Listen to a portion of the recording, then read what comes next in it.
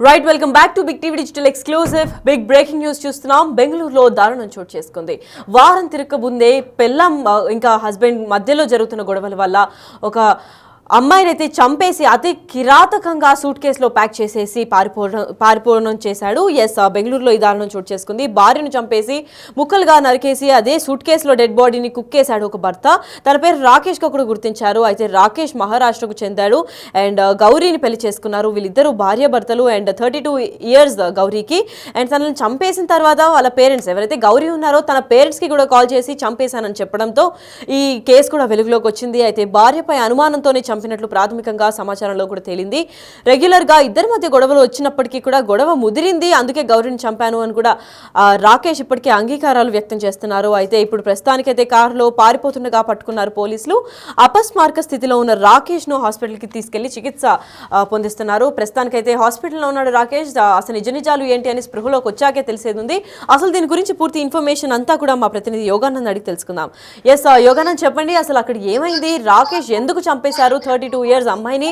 అసలు సూట్ కేసులో చంపారు అంటే ఏ విధంగా చంపాడు? నిజంగా కోసి చంపాడా లేదంటే ఇంకా ఏదైనా ప్రాథమికంగా మత్తుమంది అలా ఏమైనా ఇచ్చి చంపాడా? అసలు ఎందుకు చంపాల్సి వచ్చింది? దీని గురించి పూర్తి అప్డేట్స్ ఏంటి యోగానంద్?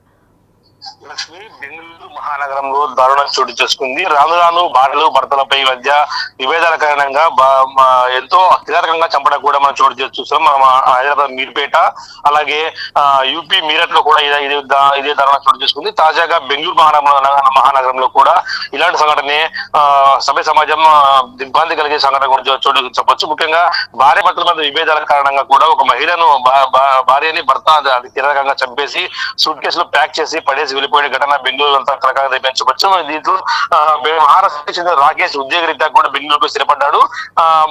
గత కొన్నేళ్ల క్రితం భార్య గౌరీ అనిల్ సంబేకర్ వివాహం చేసుకున్నారు. అయితే కొన్నాళ్ళు బాగా ఉన్నప్పటికీ ఆ తర్వాత ఇద్దరు కొన్నాళ్ళుగా గొడవ పడుతున్న సమాచారం ఉంటుంది. అనుమానము పెరిగిపోతామని చెప్పొచ్చు. ఇందులో కూడా అనుమానము గొడవల కారణంగా తీవ్ర మనస్తాపంతో కూడా అయితే రాకేష్ తన భార్యను చంపి ముక్కలుగా నరికి సూట్ కేసులో పడేసి తను మహారాష్ట్ర నుంచి పారిపోతుండగా పుణేలో పోలీసులు అరెస్ట్ చేశారని తెలుస్తోంది. దీనిపై డీసీపీ సారా ఫాతిమా కూడా సంఘటన పరిశీలించి ఆ సూట్ కేసులో ఇంకా ఎవరైనా దీంట్లో వేరే కోణం ఏమైనా ఉందా అన్నది కూడా పోలీసులు దర్యాప్తు చేస్తున్నారు. బెంగళూరు పోలీసులు కూడా ఇప్పుడు కేసు నమోదు చేసుకున్నారు. అయితే పూణేలో కార్ డ్రైవర్ రాకేష్ కారులో పారిపోతుండగా పట్టుకున్నారు. ఆ పూణే నుంచి వచ్చే క్రమంలో ఆయన పడిపోవడంతో ఆసుపత్రికి తరలించారు. ఇప్పటికే ఆయన హాస్పిటల్లో చికిత్స పొందుతున్నాడు.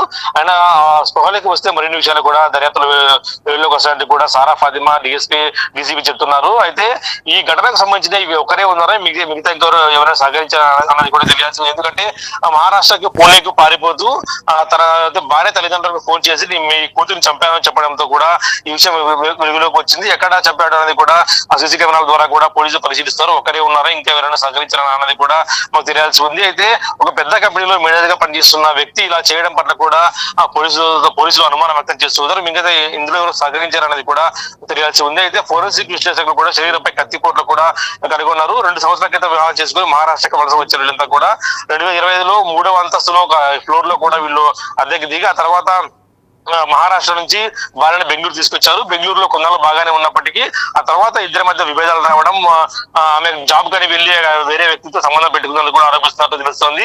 అయితే అంతా కూడా పోలీసులు అధికారికంగా ఇంకా వెల్లడించలేదు. రాకేష్ కొందరు కూడా మన తీవ్ర మనస్తాపంతో ఆమె చంపాలని నిర్ణయించుకొని ఆమెను పూర్తిగా చంపేసి బాడీ కనపడకుండా మాయం చేయాలి అన్న ఆలోచనతో కూడా ఆమె చేసినట్టు తెలుస్తోంది.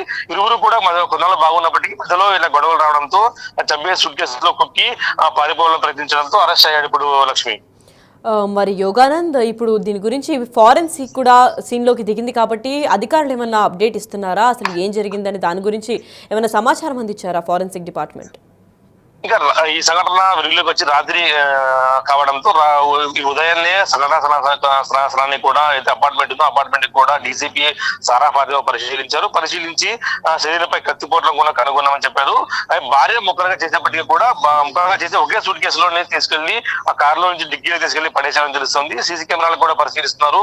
ఇందులో వేరే వాళ్ళు ఎవరైనా ఇంట్లోకి వచ్చి వెళ్ళారా, ఒకటే మోసుకొచ్చాడా అనేది కూడా. ఎందుకంటే 3వ అంతస్తు కాబట్టి 3వ అంతస్తు నుంచి లిఫ్ట్ తీసుకొచ్చాడా లేదా ఎవరైనా ఇక్కడ సహకరించారా అన్నది కూడా పోలీసులు దర్యాప్తులో చేస్తూ ఉన్నారు. సీసీ కెమెరాని క్షుణ్ణంగా పరిశీలిస్తారు. ఎక్కడైనా అనుమానాస్పద వ్యక్తులు ఎవరైనా తారసపడ్డారా అలాగే కాల్ డేటా కూడా పోలీసులు పరిశీలిస్తారు. ఎవరైనా వీళ్ళు సహకరించారా అన్నది కూడా తెలియాల్సి ఉంది. అయితే మొత్తం సూట్ కేసు లో పెద్ద సూట్ కేసులో భార్య బాడీని మొత్తం కూడా మోసుకెళ్ళినట్టు ప్రస్తుతం అయితే పోలీసులు దర్యాప్తు కొనసాగిస్తారు. ఇదంతా కూడా ఒకటే చేసేట్టు కూడా పోలీసులు అయితే దీనికి అనుమానమేనా లేదా గొడవల కారణంగానే చంపాడన్నది కూడా తెలియాల్సి ఉంది. Lakshmi. Right, thank you so much for the information Jogananda. Yes, అయితే బెంగళూరులో ఈ దారుణం కూడా చోటు చేసుకుంది. ప్రస్తుతానికి భార్యను చంపేసి ముక్కలుగా నరికి భర్త సూట్ కేసులో ప్యాక్ చేసినట్లు కూడా ప్రాథమికంగా సమాచారంలో తేలింది. అండ్ డెడ్ బాడీని కుక్కేసి దాని లోపల సూట్ కేసుని 3rd ఫ్లోర్లో నివాసం ఉంటున్నట్టు కూడా తెలిపారు. కాబట్టి 3rd ఫ్లోర్ నుంచి కిందకి ఎలా తీసుకొచ్చారు, ఒక్కడే తీసుకొచ్చాడా లేదంటే ఇంకా ఎవరైనా సపోర్ట్ తీసుకొని తనను చంపారా అన్న దానిపైన కూడా పోలీసులు తీవ్ర స్థాయిలో లోతైన దర్యాప్తు చేపడుతున్నారు. ప్రస్తుతానికి తిని ఒక్కరే ఇదంతా చేశారా లేదంటే ఇంకా ఎవరైనా ఈ మర్డర్లో ఇంక్లూడెడ్ ఉన్నారా అన్న దానిపైన కూడా ఇంకా దర్యాప్తు చేపడుతున్నారు. అయితే అసలు చంపడానికి గల కారణం డౌట్తోనే చంపారా లేదంటే గొడవలు ఏమైనా ముదిరిన తర్వాత చంపారా లేదా ఇంకా ఏమైనా ఇతర కారణాలు ఉన్నాయా అన్న దానిపైన కూడా క్లారిటీ రావాల్సింది. ప్రస్తుతానికైతే రాకేష్ హాస్పిటల్లో చికిత్స పొందుతున్నారు. చికిత్స నిమిత్తం దాని తర్వాత అసలు స్పృహలోకి వచ్చిన తర్వాత నిజాలు ఏంటి అని చెప్పే వెల్లడి అసలు ఇన్వెస్టిగేషన్లో కూడా ఏంటి అసలు ఏం జరిగింది అని పోలీసులు విచారించిన తర్వాతే పూర్తి ఇన్ఫర్మేషన్ కూడా బయటకు వచ్చే ఛాన్స్ అయితే కనిపిస్తోంది.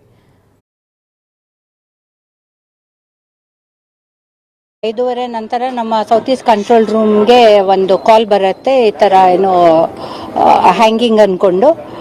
ಆ ಕಾಲ್ ಇದು ಮಾಡಿಕೊಂಡು ನಮ್ಮ ಹುಲಿಮಾವು ಇನ್ಸ್ಪೆಕ್ಟರ್ ಮತ್ತು ಟೀಮ್ ಬಂದು ಚೆಕ್ ಮಾಡಿದಾಗ ಮನೆ ಲಾಕ್ಡ್ ಇತ್ತು. ಅದು ಓಪನ್ ಮಾಡಿ ನೋಡಿದಾಗ ಗೊತ್ತಾಗತ್ತೆ ಕಿ ಬಾತ್ರೂಮ್ದಲ್ಲಿ ಒಂದು ಸೂಟ್ ಕೇಸ್ ಇದೆ. ಸೊ ಪ್ರಾಬಬ್ಲಿ ಏನೋ ಅಫೆನ್ಸ್ ಆಗಿದೆ ಅಂದ್ಕೊಂಡು ಆಮೇಲೆ ಈಗೆಲ್ಲ ಫೊರೆನ್ಸಿಕ್ ಎಕ್ಸ್ಪರ್ಟ್ಸ್ ಎಲ್ಲ ಬಂದು ತೆಗೆದು ನೋಡಿದಾಗ ಲೇಡಿದು ಬಾಡಿ ಇದೆ, it is intact, there are marks.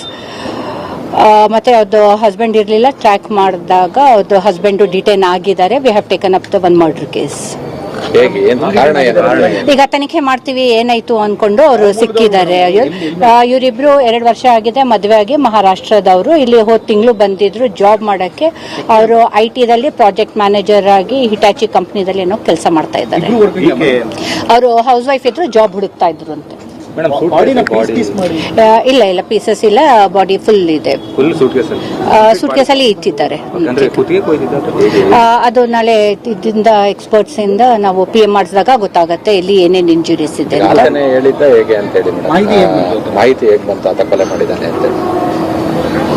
ನಮ್ಮ ಕಂಟ್ರೋಲ್ ರೂಮ್ ಬಂದು ಹೇಗೆ ಮಾಹಿತಿ ಎಲ್ಲ ಬಂತು ಅಂತ ನಾವು ತನಿಖೆ ಮಾಡ್ತೀವಿ.